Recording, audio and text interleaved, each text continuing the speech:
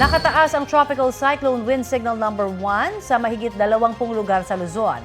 Kabilang po ang ilang bahagi ng Metro Manila dahil sa bagyong Hiner. Sa Dagupan, Pangasinan, binabantayan ang epekto ng bagyo pero ilang kalsada roon ang binahana dahil sa high tide.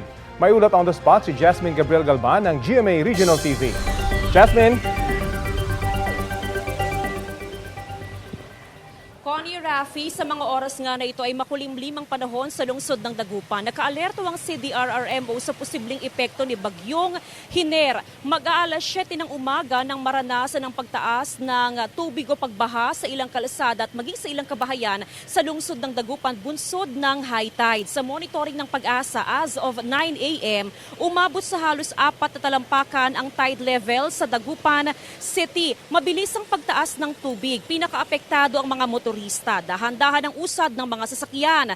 Pinasok na rin ng baha ang ilang kabahayan. May mga sandbag naman na inihanda ang mga negosyante na ipanghaharang nila sa kanilang mga pwesto sakaling tumaas pa ang baha. Inaasahan na pagsapit ng alauna ng hapon ay unti-unti nang huhupa ang baha sa lungsod ng Dagupan. Samantala, Connie, Rafi, nakabantay naman ang Philippine Coast Guard sa mga baybayin sa probinsya ng Pangasinan. Hindi pa rin pinapayagan ang paglaot ng mga mangingisda sa lungsod ng Dagupan. Maraming salamat, Jasmine Gabriel Galban ng GMA Regional TV.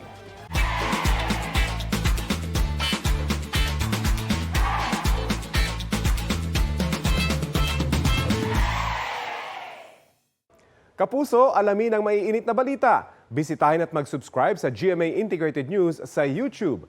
Sa mga kapuso abroad, samahan nyo kami sa GMA Pinoy TV at sa www.gmanews.tv.